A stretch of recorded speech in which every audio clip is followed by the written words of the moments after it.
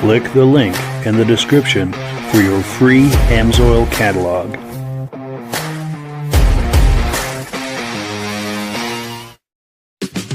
Before we get started, I'd like to give a quick shout out to some of our friends. The Eastern Snowmobile Racing Hall of Fame. Search for them on Facebook. Central Minnesota Pond Racing. Search for them on Facebook. The historic Lancaster Motel for the ultimate Eastern trail riding adventure.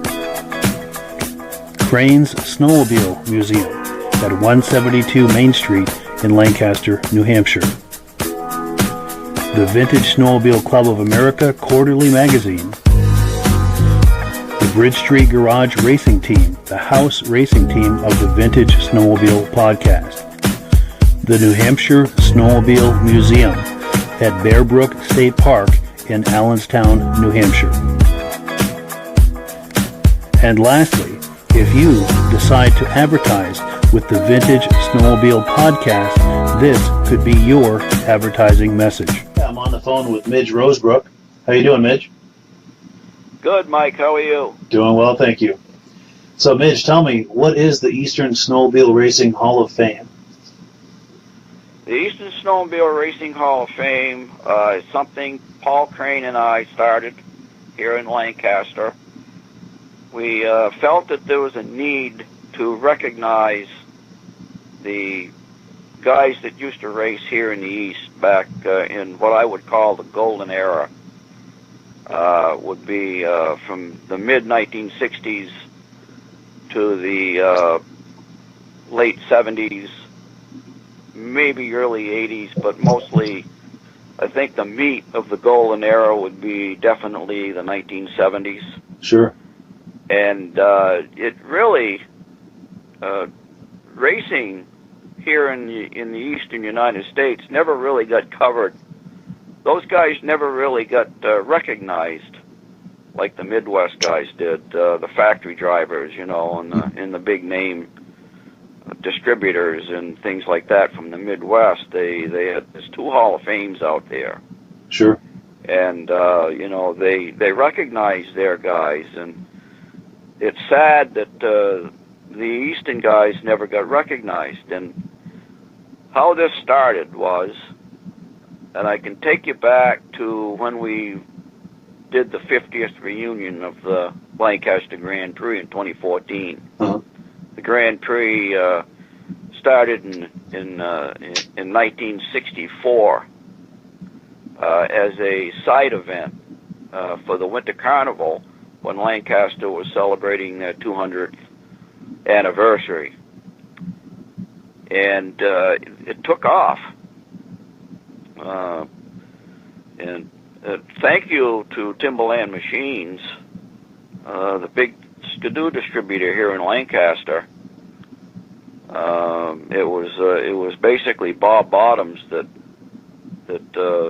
allowed his crew to help build the track. Roberts Motors stepped in. Butch and Johnny Roberts, they had a Skidoo dealership there. They helped. White Mountain Mac, there was several businesses in town that really stepped forward and helped the Snowdrifters, the Lancaster Snowdrifters, actually put the event on. But it was a town effort to put this big race on. And at one time, the Lancaster Grand Prix was the largest outdoor winter event in New Hampshire. Wow. They were pulling in 15,000 fans. 15,000. Wow, that's a big crowd. They counted 15,000 fans for a couple of years there in the early to mid '70s at the Lancaster Fairgrounds. Wow, that is impressive. It was a half-mile oval track, horse track. Horse track, yeah. And Polaris was actually the first factory team to come here in 1966. Mm-hmm.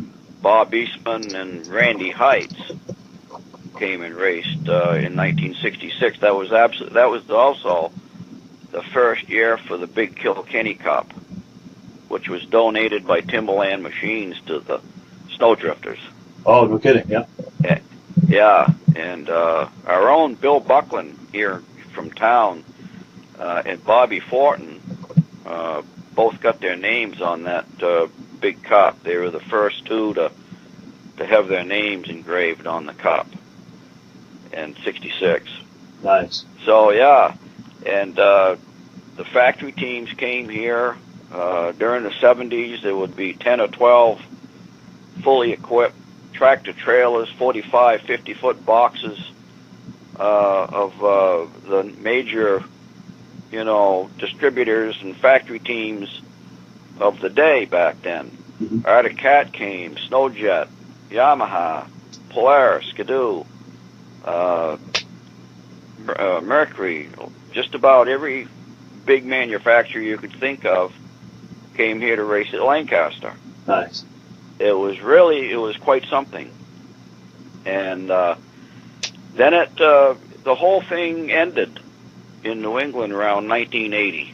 Around 80, okay. Or thereabouts. Mm-hmm. The guys that were putting it on, they were getting tired of not getting enough volunteers to help. The insurance started getting more expensive because people were getting hurt. A couple people got killed, and so the insurance started to increase. It got costly. Sure. Even though the Grand Prix moved down onto the meadows, it got away from the telephone poles and the hazards of what occurred at the fairgrounds. It was one of the most safest tracks running back then. And everybody touted how great the track was. They iced it down. In 1976, Gilles Villeneuve came here with that IFS Scarole. Oh, yeah. In cleaned house. Nice. Yeah, this was the first. He made his debut here with that IFS Scarole at the Lancaster Grand Prix. Oh, no kidding. I didn't know that. Yeah. Nice. He made his national debut. And in the stands watching that day was Bob Eastman from Polaris. He was the team captain, if you will, Bob Sure. Eastman. Yeah. And his teammate Wes Pesic was there watching. And this was in 1976. And they were so impressed with that Bob went back to the factory. They raced at Bangor that next weekend. They went back to the factory.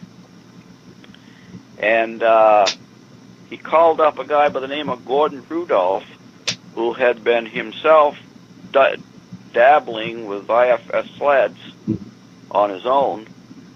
And he says to Gordon, he said he hired him to come help them set up a new Polaris racer for the next season.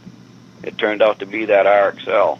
Oh, yes, with that suspension, that front suspension. And of course we know that that cleaned house. Sure. And but in 1977, also, it was the last year of the Grand Prix. Oh, no kidding. Yeah, 77 was the last year of the Grand Prix. And they raced in Bangor, for a few years after that, and Scarborough. But basically, by 1980, 81, 82, racing dried up here in New England, and that was about it. And everybody went back to their day jobs, and it was a strange thing.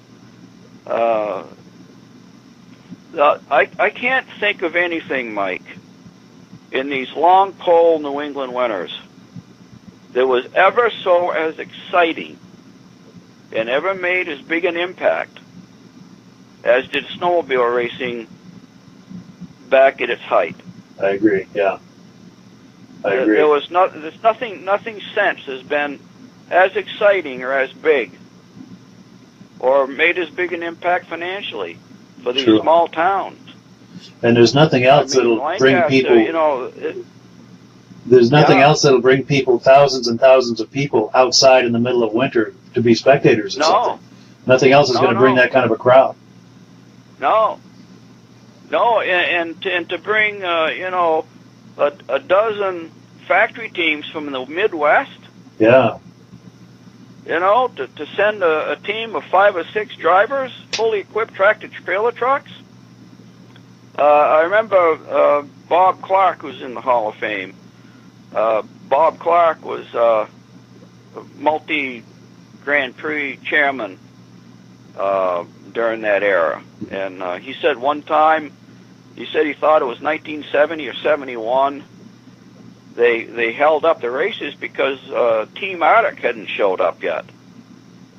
So they got on to CB, and they located the Team Arctic truck. They said, "Where the heck are you?" Yeah. And the driver says, "I'm stuck." And they said, "Stuck? Stuck where?" He said, "I'm stuck here at the intersection." He said, "On your main street." He said, "The traffic going to the track won't let me in." He said, "The traffic is backed up as far as I can see down Lancaster's Main Street, and nobody's letting me in." Wow. So they had to escort. They sent a cruiser down, a state police cruiser. Yeah.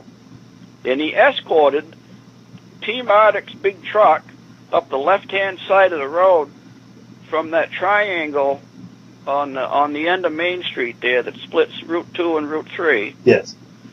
And he escorted him up to the fairgrounds on the left-hand side of the road because the traffic was so heavy going in. That's amazing. That's a great story. It was something. Yeah.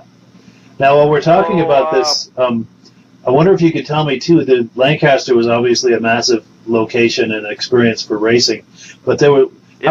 How were they doing that? Was there a circuit around New England where they would do Bangor one weekend and Boonville another weekend? And how were they structuring that?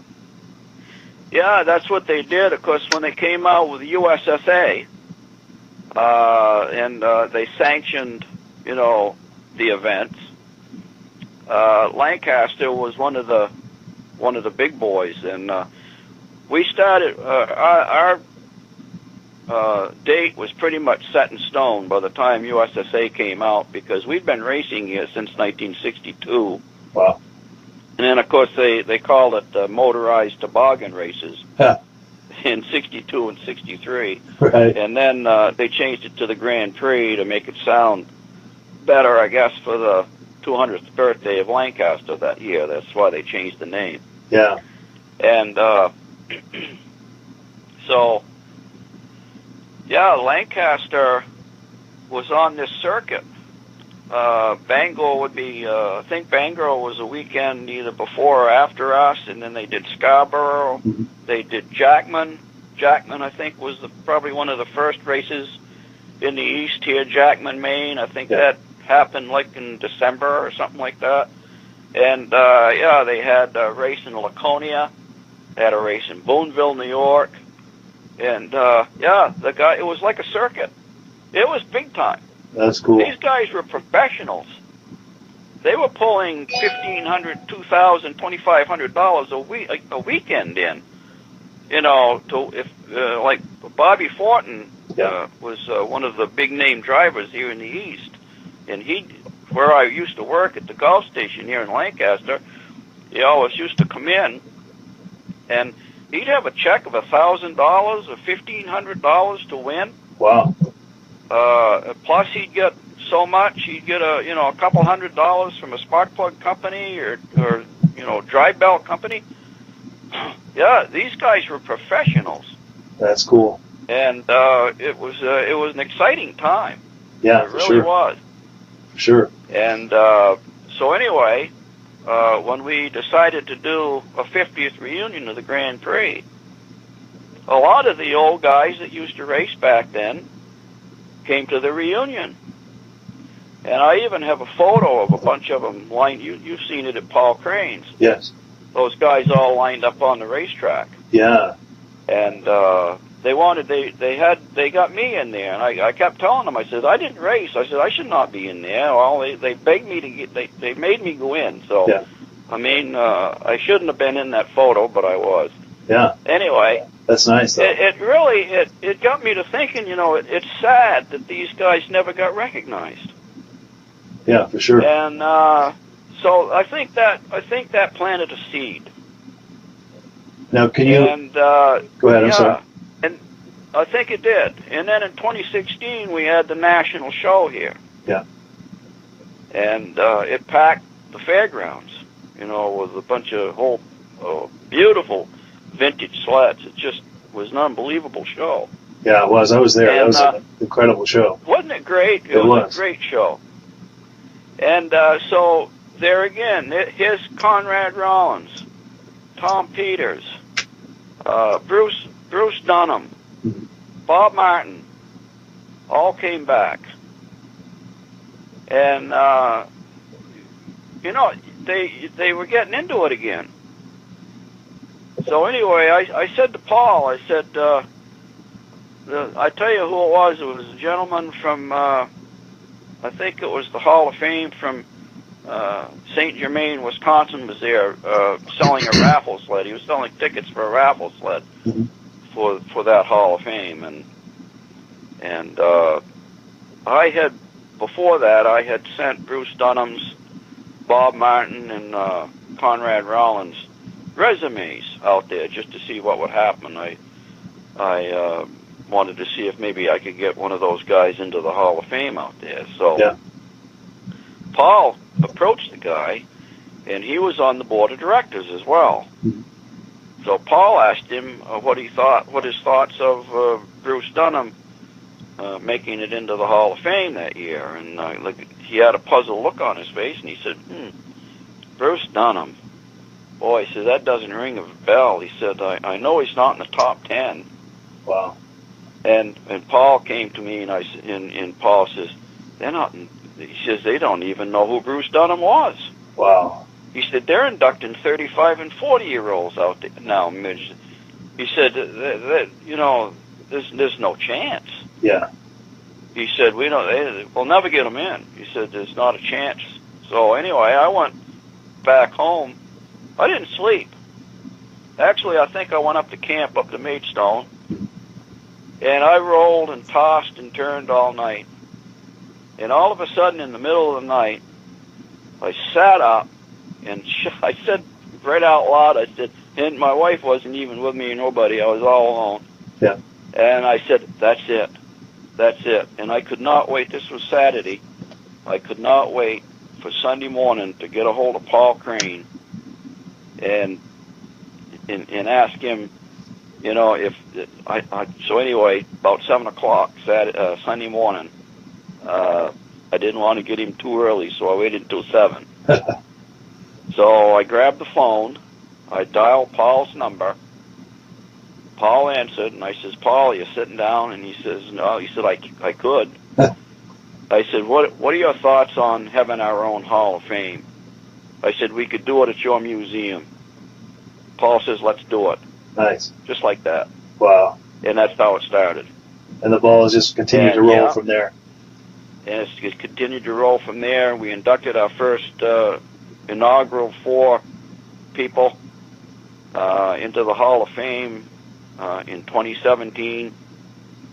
It was May 19th, I think, of 2017. We inducted our first 4, and then the next year we inducted 5, and then the next year we inducted 5 more, and in this last year we inducted 7. Nice. Now, can you tell me about some of these people who've been inducted, and also what qualifies someone to be inducted into the Eastern Snowmobile Racing Hall of Fame? You know what? You don't have to have a perfect record. Mm-hmm. I think when you say the Hall of Fame, the word fame means famous. Okay, that's just a short for famous. Mm-hmm. It's the Hall of the Famous, really. Sure. And Tom Peters. For an example, we just inducted Tom Peters this year. He's from northern Maine, way up near the border of Canada. Mm-hmm. But Tom Peters was a hero to those guys up there. And he never raced in any place but Maine. Never went outside of the Maine borders. Yeah. And to those people in those small little towns in northern Maine, there was no bigger name than Tom Peters. Wow. And he was actually inducted into the Maine Motorsports Hall of Fame. The only snowmobile racer to be inducted into the Motorsports Hall of Fame. That's an honor, yeah. Yeah, it is. It's a high honor. But I think they did that because he only raced in Maine. Yeah. So, did he have as big a record as Bruce Dunham? No. Did he have as big a record as Cal Reynolds or Bob Fortin? Right. No.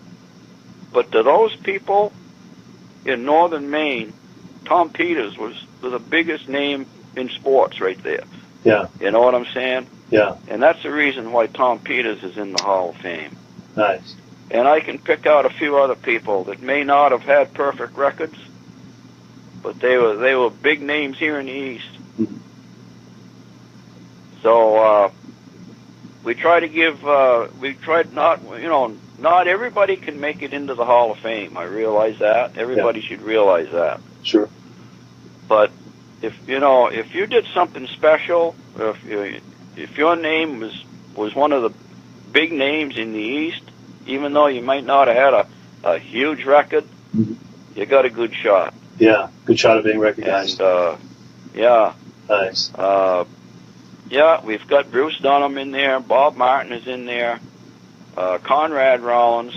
Those are the first guys that we inducted. Mm-hmm. Calvin Reynolds from Maine is in there.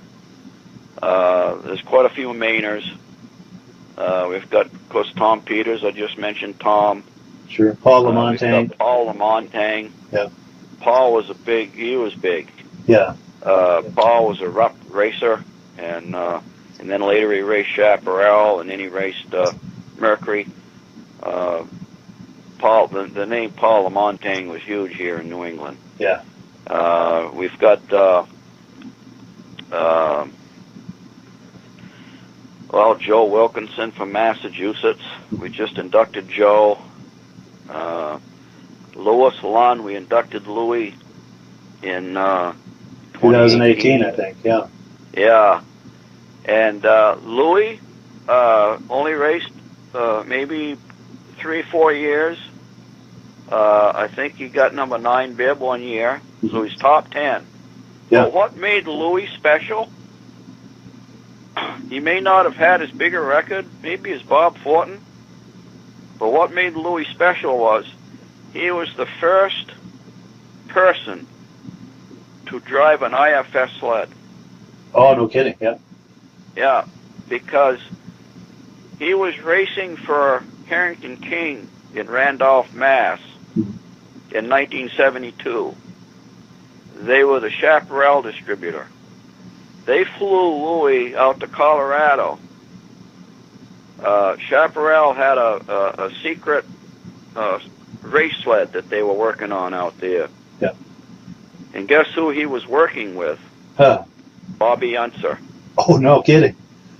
Bobby Unser designed the first IFS suspension on a snowmobile, and Louis was the test driver for Bobby Unser. No kidding. So yeah, that's no small.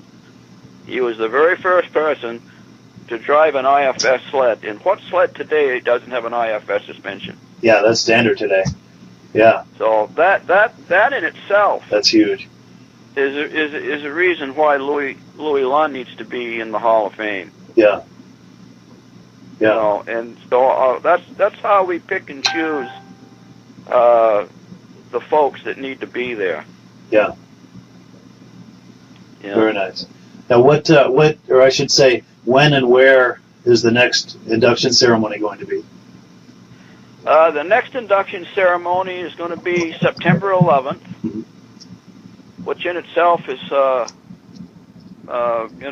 a very nice date to maybe have it, but it's the weekend after the fair. Okay. And I'll probably say something, about September 11th. And, yeah, to kind of honor that solemn moment. A little something there, right? Yeah. But it seems to be the best date for us because we're inducting a person from New York who is heavily into stock car racing, and his grandson races stock cars, and he's on the pit crew. Yeah. And so that happens to be the only open weekend for them. Gotcha.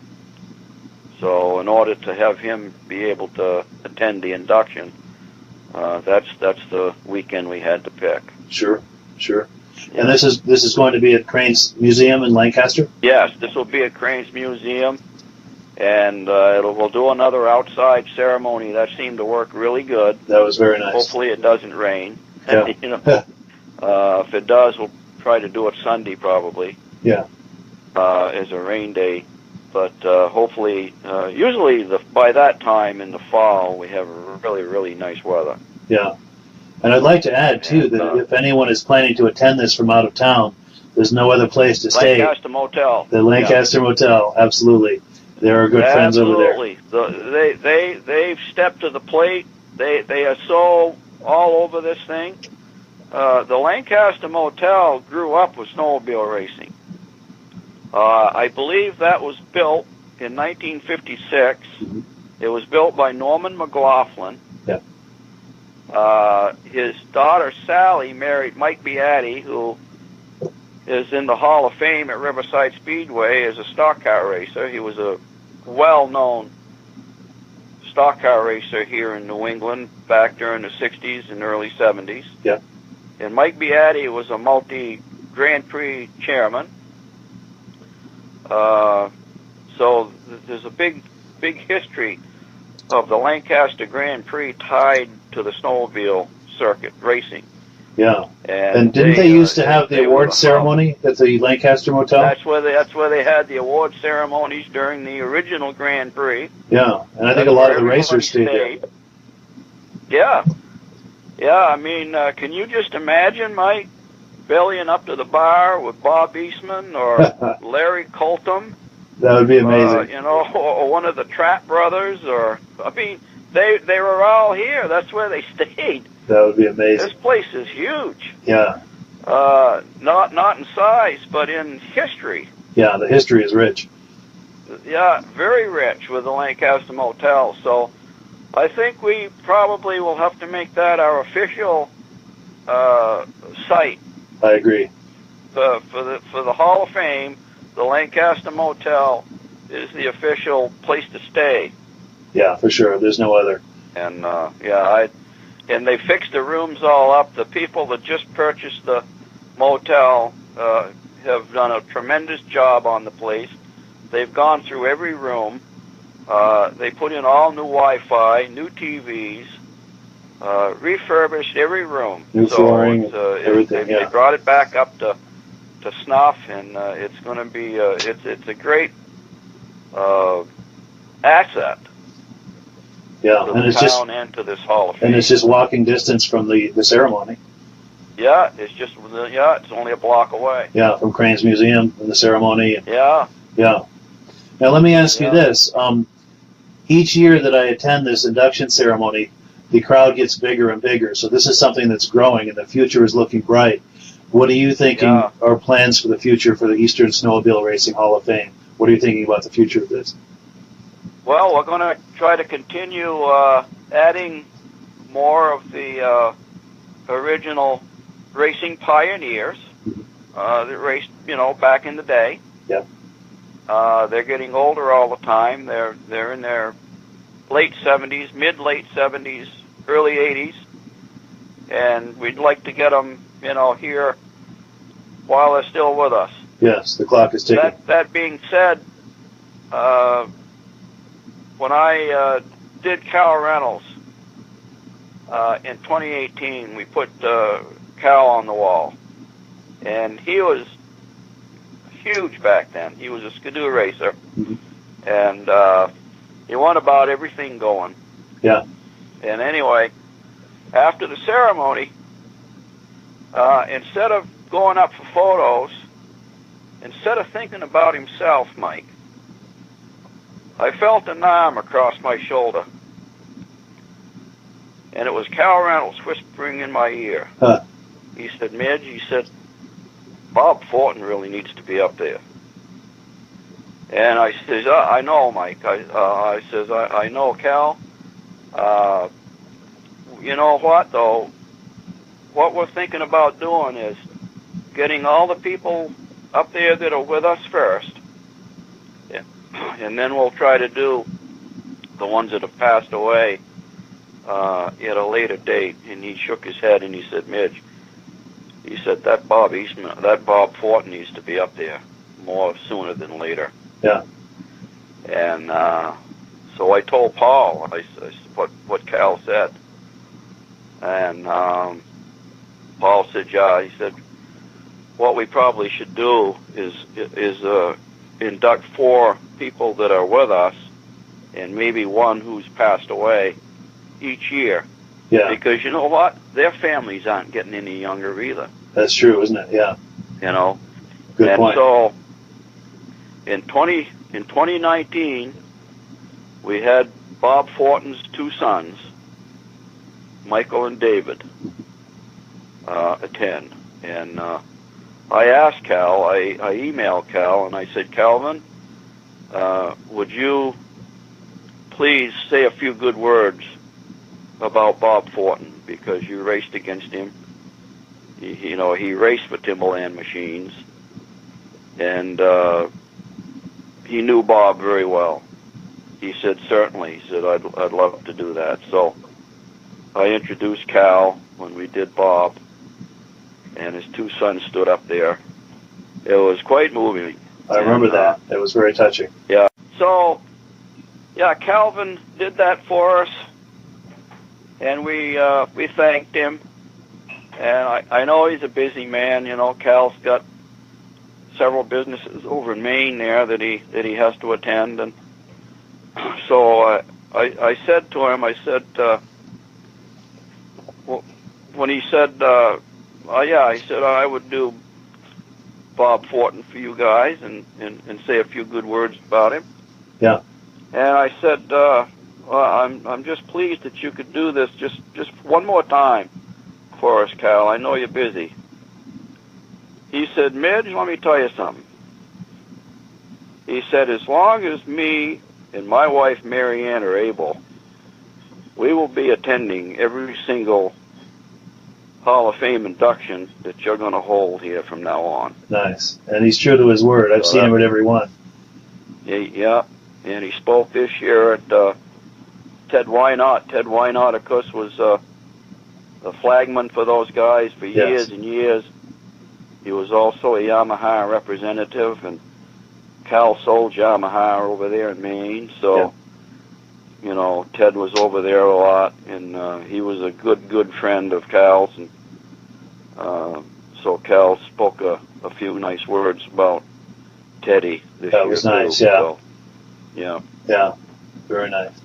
So any final words, Mitch, before we close this interview? Do you have any final thoughts you'd like to add about the Hall of Fame? Well, I just want to tell you folks how much we appreciate Mike LaPierre here that's interviewing me. Mike has gone overboard for us, and I just have to put that in. I appreciate that. We really appreciate everything you do, Mike. Well, you're very welcome. As far as this Hall of Fame, we hope to continue this down the road, and we hope to get as many of our original pioneer racers who were big names back then on the wall at Paul Crane's museum, and that's basically where we're at. And these inductions are free. Anybody can attend.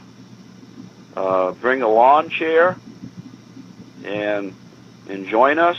If you are my age, I'm going to be 70 in March. If anybody out there remembers those events the way I did, and stood out in the cold for 3 hours or 4 hours watching those guys race, if you can remember the exciting time that was, then this is for you. Yeah, because reliving the golden age. You get to cheer these guys on. You get to shake their hand. You get to talk to them, and you get to see these guys be recognized. That you know, it was just an event that will never come back again. We'll never ever see anything that exciting again. And if you want to relive those moments just one more time, please join us. And the next event is September 11th, 2021, at Paul Crane Snowmobile Museum in Lancaster. Yeah. And I'd like to add to that, to what you just said. Right now is the golden age of celebrating the golden age of snowmobiling. Exactly.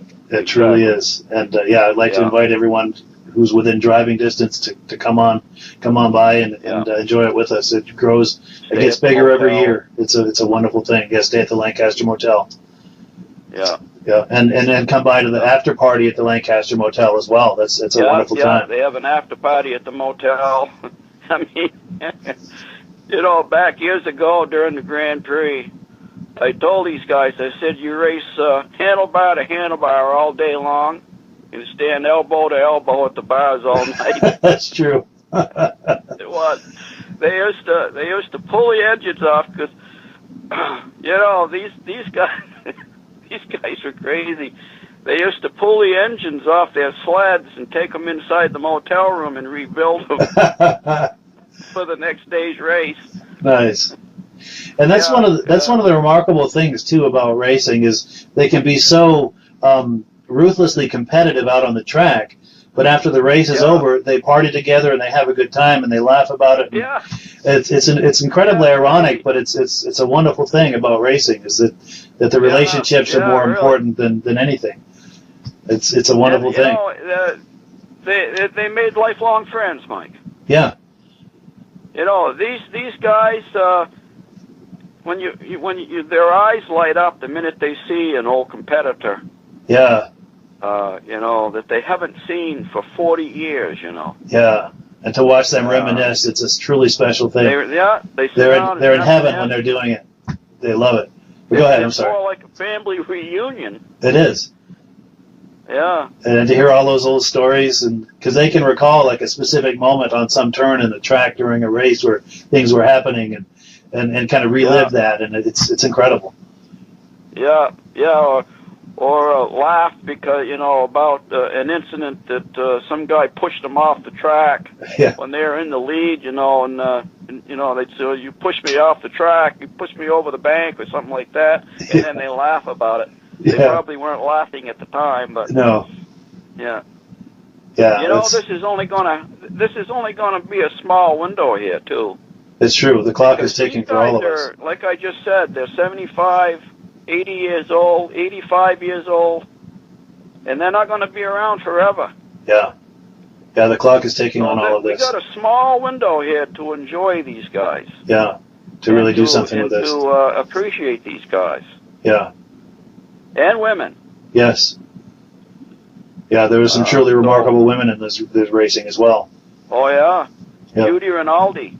Yes. 10 World Series. That's incredible. She won 10 World Series. Yeah, that's amazing. No man has ever done that before. So, you know, she's. I mean, there's nobody close. No. Unbelievable. And the nice thing about her too is to think about someone so accomplished, but to visit with her, she's just the easiest person to talk to and the most relatable, personable person. Very down to earth, just a classy lady. It's and I could say the same of the rest of them as well. You know, for all of their accomplishments, they're very down to earth. Yeah, those are the nicest people. It's true. Yeah, They're no really egos, just very approachable. Yeah, it's wonderful. They all are. It's true. Yeah. No, Paul Lamontagne. I mean, who wouldn't want to party with Paul Lamontagne? Yes. He is the best guy to hang out with. Lucky guy. Yeah, he's a lot of fun to visit with. He's a lot of fun. He really is. Yeah. Yeah. Yeah. Well, good. Well, I appreciate your time with us, Midge, and yeah, we'll close it out. But I really appreciate your time, and we'll have more interviews on this topic, I'm sure. Oh, absolutely. Yeah. Alrighty. I've got more tales to tell. Well, good. We'll look forward to it. Okay. All right. Thanks for this, Today Mike. on VintageSnowmobileLovers.com, we're in Lancaster, New Hampshire at Crane's Snowmobile Museum. And our good friends Midge Rosebrook and Paul Crane are just about to give us a tour of the museum. How you doing, guys? Good. Before we get started, Paul is the first person in the U.S. ever to ride a snowmobile. Do I understand that correctly? A skidoo. A skidoo, okay. Skidoo only. I wasn't the first to ride a snow machine. I was the first one to ride a skidoo. Nice. American, and first American to ride a skidoo. Nice. In Canada and here. Excellent. Not many people can lay claim to that. I don't believe so. That's amazing. Awesome.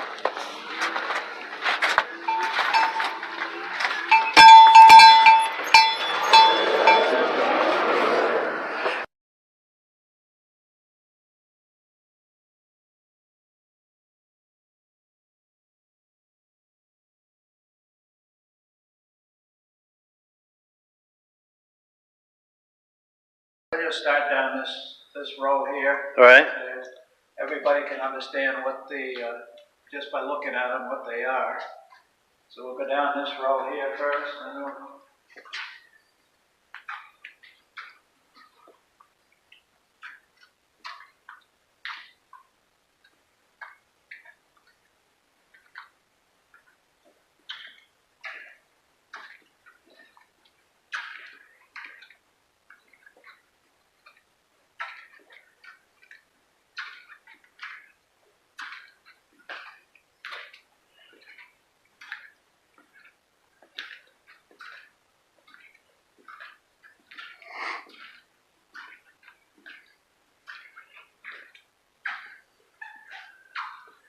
on the end wall here we have some of the clothing. Most of them are practically mine and the family that rode things. Nice. So these are yours from back in the day, you and your family? A lot of them are. I would say that 80% of them are. Nice. And at the end here is a Scatmobile, which is rare. It's got 3 real big bloom tires. It was made out in Grand Rapids, Michigan, and I met the guy years ago, and he was driving a Stanley steamer up his driveway, and I told him I just picked one of those up and I'm going to start a museum someday, and he said, I'm going to give you something, young man, something that nobody has. My first sign that was put on the factory. And it's a plywood sign. It's a little rough, but I was going to cut the bottom part off or it's rotten, but I just figured it would lose the value of it. Yeah, for sure. Yeah. Wow, that is awesome. That's quite a gift to receive. Yeah. Outstanding.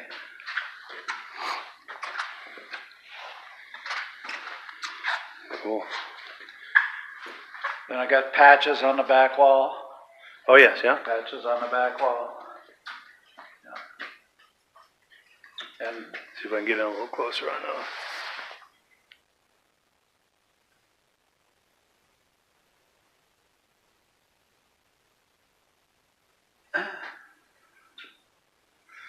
And up on the rack over here, we got some of the small snow machines. I remember the kitty cat from back in the day. Yeah. Then we got the 1926 Model T snowmobile, which is a foot narrower than the average snowmobile. And if you look at the running board, it says snowmobile right on it. Really? Which is rare. Right here on the step. Yeah. Wow. And what year was this, Paul? You said 1920 something? 1926 as the plate. Oh, yes, yeah. Wow. I usually give rides when the snow's deep. I haven't done it this year yet, but I will be. Nice. Then some more mini sleds up top. Sleds on the top. Then over in the corner here we have some more mini snows plus a couple old sleighs.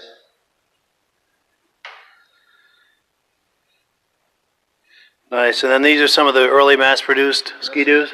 This is a 61 Skidoo with the wooden skis. This is a 61 Skidoo with the replaceable steel skis because the wooden ones we'd go out in the field and we'd break them. Huh. Wow. Now that first sled that you rode, was it similar to this one? Or Just like that. just like this one? Yeah. Wow. But it was a 1960. 1960, okay. Yeah. I have one, but I haven't got it over here yet. Okay. The 1960.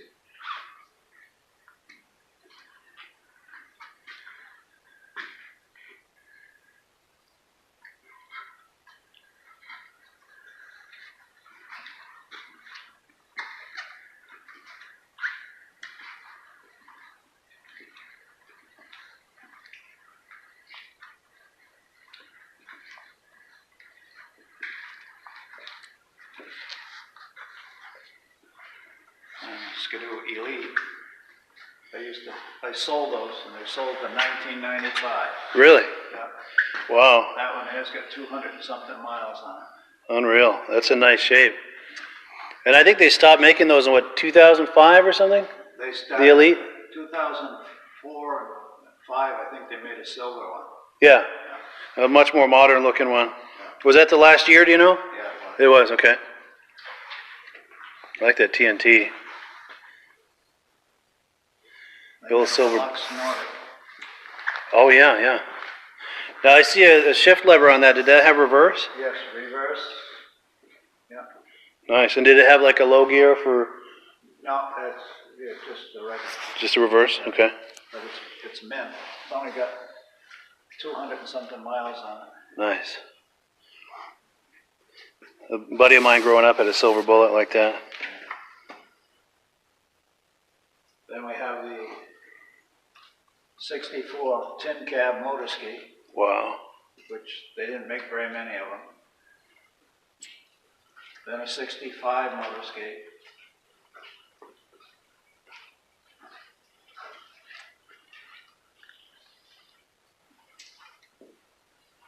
Then the racing motor ski, which is a 634 Hertz. Yeah.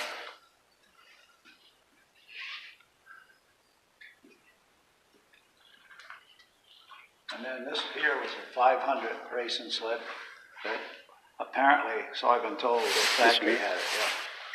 Motor ski factory had it. Wow. That's cool. And then the Zephyr, which is all original. Wow. 1970, yeah.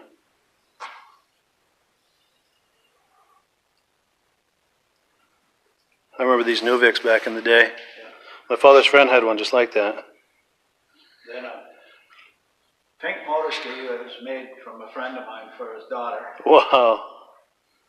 That is cool. You don't see those every day. No. It's got some ski spreaders on there too. Yeah. Keep it stable. His daughter wanted it pink. Nice. And this here is a rare 340 motor ski bullet.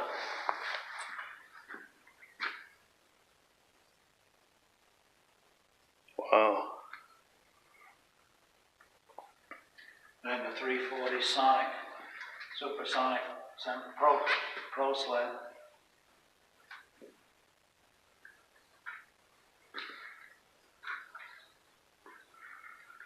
Then the Racing Northway.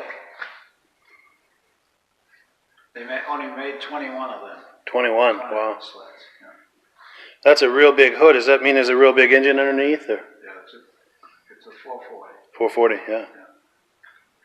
Nice, and this Racing Cat. Then a 76 Snow Pro. Nice. Yeah. That's one of the cooler looking sleds ever to be on the snow, I think. And then the Husky. Yes, yeah.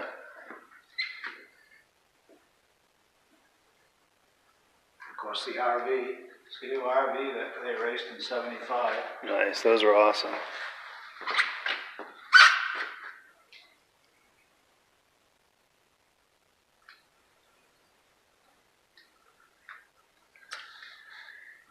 Then the Snow Cruiser, which was a Rapido 500, which, as far as I know, there's only 4 of those in existence. 4 of those, wow. That's amazing. There's one in New Brunswick, I understand. I've seen that one. And I understand there's one up in Peterborough where they came from. And I don't know if the one's still in New Jersey or not, but there was one down there. Nice.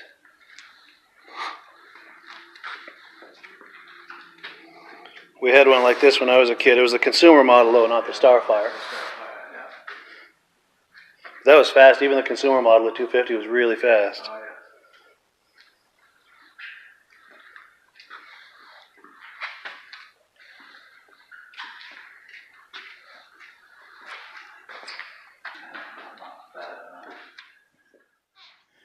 Hello, everyone. This is Rob and Mike. How you doing today, Rob? I'm doing good. Mike, yourself? Very well. Thank you so much for coming on. I appreciate it. Now, today, we're going to be talking about AMSOIL. And in a few moments, we're going to show you how you can get the deepest discounts, free shipping, and free gifts when you order your AMSOIL products through us. But first, I'm going to ask Rob to give you a quick description of what AMSOIL is and why you should consider using AMSOIL products in your motorized vehicles. Thanks, Mike. AMSOIL is 100% synthetic oil. Everybody uses AMSOIL for a different reason. Some people like the benefits that AMSOIL is warranted for 25,000 miles or 1 year. The reason we can do that is because AMSOIL doesn't oxidize. It doesn't form the usual carbons, gums, sludges like petroleum oils do. That's why we can keep it in the engines longer. Petroleum oils never do wear out. They oxidize themselves. That's why they have to be changed at 3,000 kilometers. And AMSOIL likes the benefit that you only have to change the oil once a year. That saves some money. Some of the people like the benefit of AMSOIL is it's a slipperier type lube. By having a slipperier type lube, it cuts down friction drag. By less friction and drag, engines run 20 to 50 degrees cooler, better gas mileage. Now, AMSOIL says 25% more protection than the industry requires is in the AMSOIL bottles.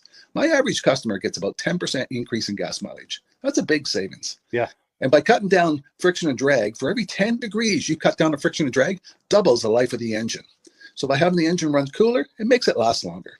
Some people like the benefit of the range of the AMSOIL. AMSOIL's flash point is 425 degrees, and it pours at 50 below zero. Wow. If you ever tried petroleum oil when it's 10 below, it turns to honey. And in the summertime, petroleum oil thins out, and once it thins out, that's when it starts breaking down. So AMSOIL is an all-season oil, can give you better gas mileage, longer engine life, less maintenance. It ends up being cheaper over a year's time running AMSOIL than it is petroleum oils. That's amazing. That's amazing. And AMSOIL is available for pretty much any motorized vehicle, anything from lawn equipment, cars, trucks, boats, ATVs, motorcycles, snowmobiles. Yep. And a lot of people phone me up and say, well, what's the benefit of our gear lube? Exactly what I told you about the engine oil. It pours in cold weather, it runs cooler, makes the equipment last longer. And they say, well, it's the benefit of the small engine. Same thing. Makes the engine run cooler, last longer, better performance. So it saves on all the applications that AMSOIL has available. Wonderful, wonderful. So yeah, let's talk now. Hopefully, this has convinced people to think about maybe joining us in the AMSOIL experience. Let's talk about some of the discounts and free shipping and how that all happens. I'm going to pop a graphic on the screen, and yeah, by all means, if you want to talk people through how this preferred customer program works. AMSOIL has a number of different programs. One of our main ones is a catalog customer, where somebody can order directly out of our catalog. If they order out of the catalog, they order $100 worth, AMSOIL will ship it right to their house. But our best program is our preferred customer. For only $10 for 6 months, you become a preferred customer, you save 25% on all the product. You order $100 worth, they're going to give you free shipping. You don't have to order a whole case. You can mix and match. Say you want 4 bottles of small engine, 7 bottles of 5W30, and a couple of gear loops. You can mix and match. You can order 1 bottle at a time if you want. There's no minimums, no maximums. By being a preferred customer, you save over 25% on all the products you're going to buy. AMSOIL sends you extra gifts, a $5 gift certificate on your birthday, $5 when you renew your account, and stuff like that. So it's a good way to save on some of the products you want to buy. For sure, for sure. Yeah, it's an incredible value, and this is the deepest level of discount that anyone can get when ordering AMSOIL. Is that correct? It is. It is. Wonderful, wonderful. So let's take people through the step-by-step experience of placing an AMSOIL order. Then that would include signing up for the preferred customer discount, or sorry, preferred customer program, so they can receive those deepest levels of discount. So let's go to the website. This is what the website's going to look like. These are some screenshots. Once you go to amsoil.com, there's a link in the description, or you can just type that into a browser, amsoil.com. This is the page you land on. At the upper corner of the page there, you see how I've circled in red. That is the link to click, the Join Now link. That will take you to the Preferred Customer Program page, where you can take advantage of all of these discounts and free shipping and everything that we've just been talking about. This is what that page looks like. In the lower right, you're going to click Join Now. This will pop up. You select the duration you'd like, whether it's 6 months or 12 months, and click Add to Cart. Now, once this pop-up goes away, you'll be back on the main page. And the upper left, you'll see where I've got that red arrow. It says Shop. Now you can start shopping for products, and on your very first order, you're going to get these discounts and the free shipping as long as it's over $100. You'll get all of these benefits right away. So once you click Shop, it's going to take you to the product page. There's different types of oils, lubricants, so on and so forth. For the benefit of this exercise we're doing now, I'm just going to click motor oil. It shows different types of motor oil. Let's click gasoline. Now this takes us to an item. It's their synthetic motor oil, and you can see the item there, and there's choices for different viscosities. But take a look at the price. Let's take a closer look. Let's zoom in. But if you've joined the Preferred Customer Program first, you're going to automatically get the deepest levels of discount. That's what we're looking at here. You're saving $3.80 on that quart of oil. Instead of paying $16.29, you're now paying $12.49 for that quart of oil. That is the deepest level of discount you can possibly get. And then you just add the quantity that you'd like. You select any other items that you're thinking about, add them to the cart. And once you click Add to Cart for the final time, you're going to see this come up at the top of the screen. It's going to show your items and your the total that you're at so far. Pardon me. And then you just click View Cart in the upper right, and that'll take you to your cart. Take a close look here at the upper right. That blue box shows that you're getting free shipping. You're eligible for free shipping on this order because it's over $100. That little yellow box shows that you've got the preferred customer membership on your order that gives you the deepest levels of discounts for the next 6 to 12 months. And then below that, you've got the items that have been selected. For the exercise here, I selected 9 quarts of the Signature Series, but that brings us up over $100 for the free shipping. We're saving $34.20. And if you're ready to finish, you click Checkout Now, and that takes you to this screen here. If you haven't signed up with an AMSOIL account at this point, just click in the lower right to create an account, create a new account. It's going to ask you for some basic information, name, and those types of things. Now let's take a closer look. You'll see this gray shaded box. This is a very important box. This is going to ask you if someone has referred you to AMSOIL. And if so, please enter my name. My name is Mike LaPierre. It's spelled right there on the screen for the correct spelling. And also the referral number, 304-555-94. That's how you make sure that Rob and I get credit for this. Now, in the interest of full disclosure, I have signed up for AMSOIL under Rob. So when you order using this referral number, Rob and I both benefit. So if you enjoy these podcasts that we're doing, this is a wonderful way to support the podcast, because when you order using this referral number, Rob and I both benefit. And the commissions I make go directly toward offsetting the cost of doing these podcasts. So I thank you in advance for that, for using my referral number. I very much appreciate it. And once you've done that, you just go into the next screen to enter your payment information, and you're done. Now, once you've placed your order that's over $100, and that order includes your AMSOIL Preferred Customer Program, you are now eligible to get a free DVD from myself. Now, this is going to be either a muscle car DVD or a vintage snowmobile DVD. Use the email address on the screen, wkspodcasts@gmail.com. Send me an email. Let me know which DVD you would like me to send you, the muscle car or the vintage snowmobile DVD, and I'll get that right out to you. As you're typing in that email, in the subject line, be sure and type in capital letters "free DVD requests" so it stands out as I'm checking my email, and we'll get that right out to you. So I guess the last thing, Rob, that we wanted to talk about is if someone is considering AMSOIL as a business opportunity. Yes. If anybody has a retail or a commercial account and they would like to buy directly from AMSOIL, just send Mike a line. He'll show you how to set up and you can buy directly from AMSOIL. But if you are interested in starting your own part-time business, a part-time business that can grow into a full-time income, Mike and I will show you the AMSOIL marketing plan. AMSOIL has a large selection of products that cover almost every application. So it doesn't matter if you're into snowmobile, boating, or ATVing or hot rods, we have an oil for every application. It's a fun type business that's I really enjoy doing. Where else can I go and have fun and make money doing it? And Mike and I are here to help you all the way along. If you need any help on how to promote or to find new accounts, we're here to help you. For sure. So when you sign up under that number, this 304-555-94, you're getting Rob and I as a team. Now, Rob has been doing AMSOIL for 40 years. Can you believe that? 40 years. So he knows every aspect of this business, and he knows all of the ins and outs of the products. So he'll be able to help you with any kind of product questions or any kind of questions to show you the different business models that you can do with AMSOIL.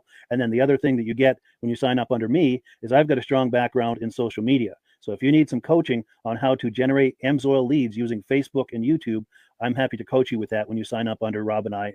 You get both of us as a team to help you, to coach you, to support you, whatever you need to get you off and running with this business and having fun with it. Like Rob said, it's an enormous amount of fun.